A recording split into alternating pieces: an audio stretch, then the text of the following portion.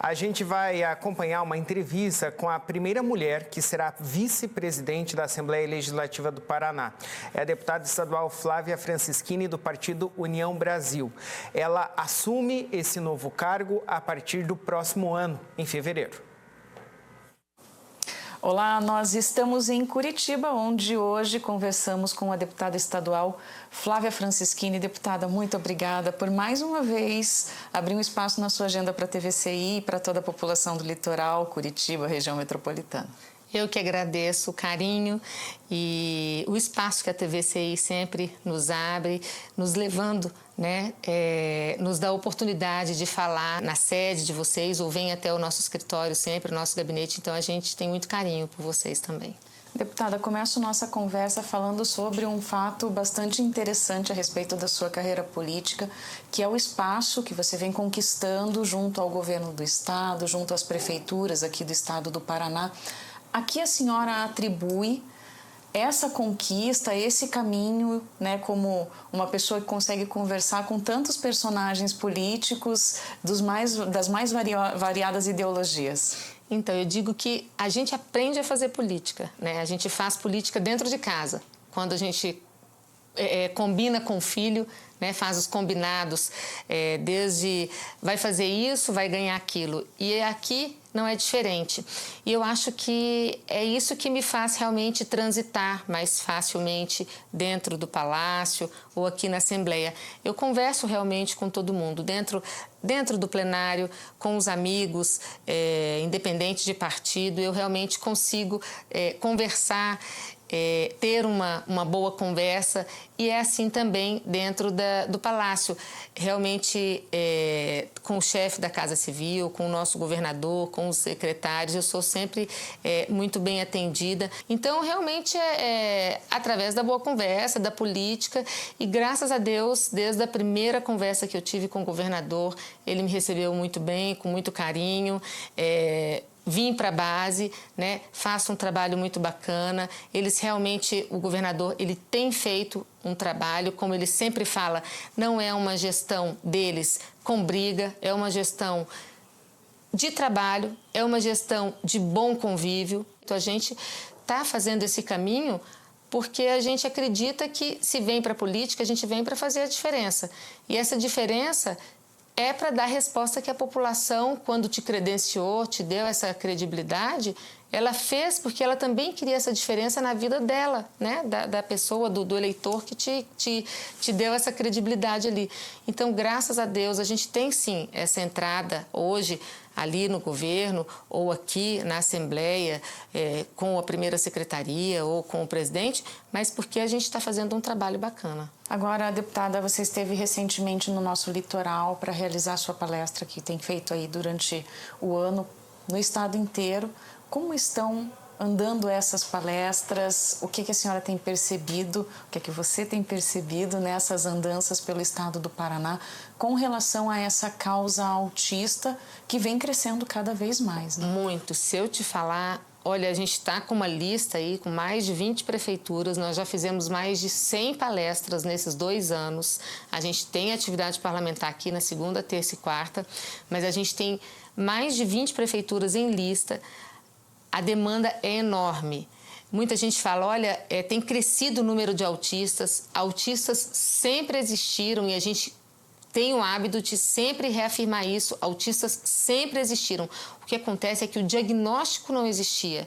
E com a possibilidade de ser diagnosticado agora, o número aumentou. A gente tem cada vez mais mostrado que a necessidade de se procurar o diagnóstico, da família ficar atento a isso, a fazer o diagnóstico, é importantíssimo. Por quê? Porque quanto antes você faz o diagnóstico, rapidamente você começa um tratamento. E nessas palestras, eu não vou como profissional, como terapeuta, psiquiatra, nada, até porque eu não sou. Eu vou como mãe. Por quê? Porque a gente vai para falar para o outro lado com mães, com famílias. E quanto é necessário a gente ir realmente neste papel. Por quê? Porque as mães estão desesperadas. 70% das famílias, isso é um dado estatístico, 70% das famílias estão se separando. Por quê? Porque não existe hoje um tratamento para as famílias, só existe tratamento para as crianças ou para os autistas, né, adulto. E aí o que acontece? Quando uma família totalmente desestruturada, sem qualquer tipo de orientação, recebe um diagnóstico, o caldo entorna, infelizmente, acaba que a mãe... Existem pais fantásticos, mas na maioria das vezes a mãe é quem fica, o pai vai embora. Infelizmente, de 3 a 8% a mãe tem se suicidado, isso é muito triste.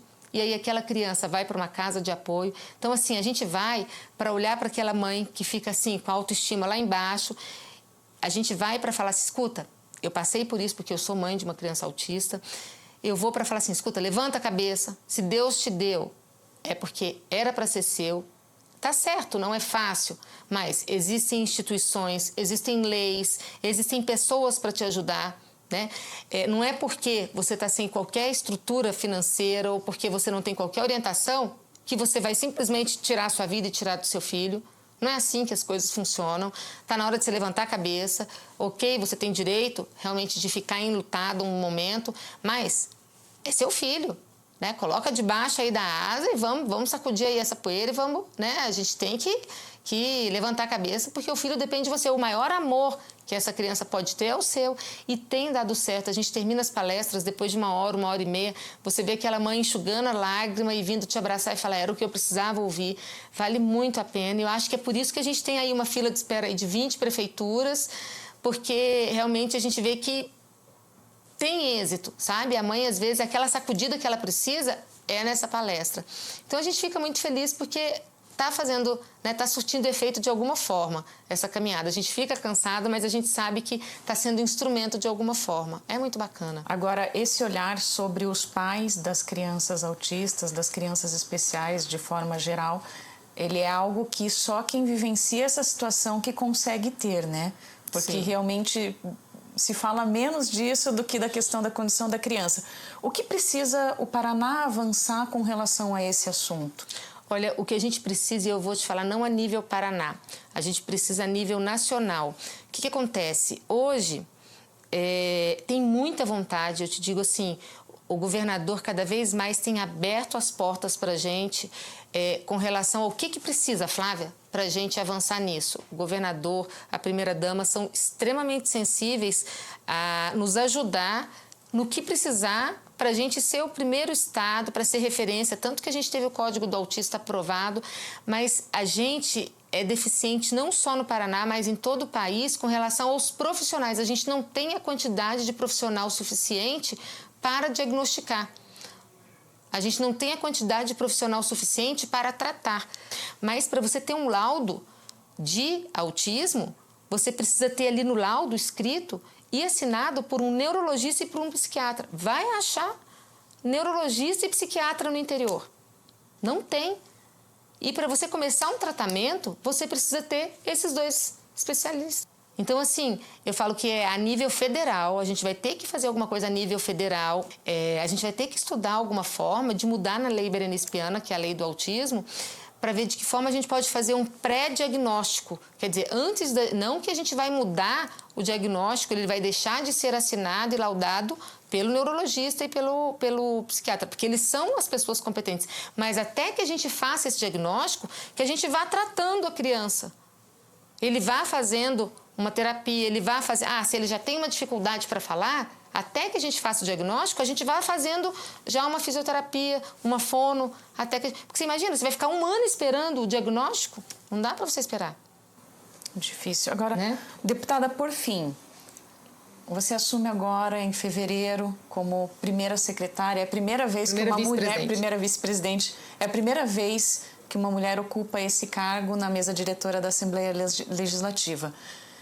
Como é que a senhora se sente fazendo história na política aqui do estado do Paraná? Eu fico muito feliz e assim, eu falo que eu entrei com o pé direito aqui e foi da mesma forma na Câmara de Vereadores, porque quando eu assumi lá na Câmara de Vereadores, em Curitiba, em 2021, eu fui a primeira secretária, que até então não havia, né, sido eleita nenhuma mulher primeira secretária na Câmara de Vereadores. Então, antes, lá eram 4 mulheres e na minha eleição foi para 8 mulheres. E primeira secretária. Aqui eram 5 deputadas, na nossa eleição foram 10 mulheres e primeira vice-presidente. É a força que a mulher tem mostrado de que ela pode estar na política sem deixar de ser mãe, sem deixar de ser esposa, sem deixar de ser profissional, uma boa profissional, porque tudo que a gente faz com excelência, né? Sem deixar de ter a sensibilidade, mas usando a sensibilidade, usando a sabedoria, usando a inteligência também na política.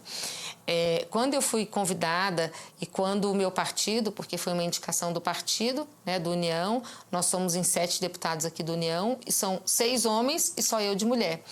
E, assim, os 6 homens, em todo momento, assim, não, é a Flávia, ok, endossaram, né, assim, com muito respeito, com muito carinho.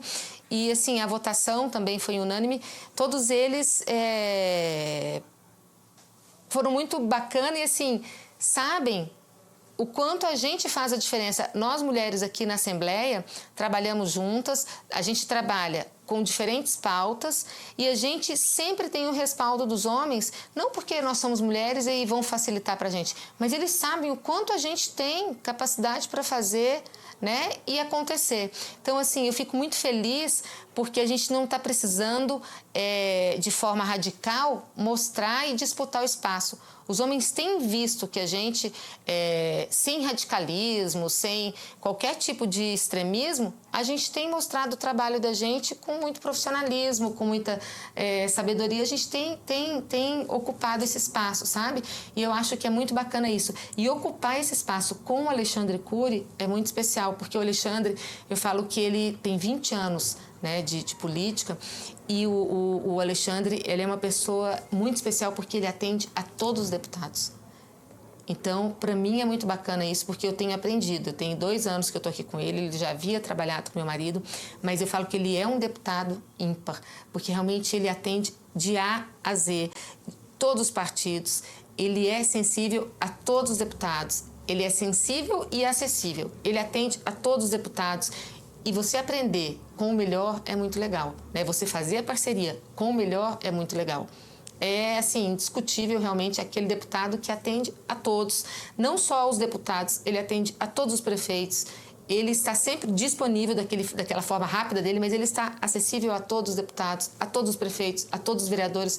Então, você fazer uma parceria, ser primeira vice-presidente do melhor, é melhor porque você vai estar aprendendo muito mais. Então, eu fico muito feliz pelo espaço que eu vou estar ocupando, por ser mulher e por estar realmente ocupando um espaço com um deputado que já faz a diferença e que vai estar me ensinando também.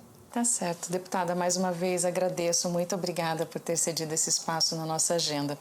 Nós conversamos com a deputada estadual Flávia Francischini.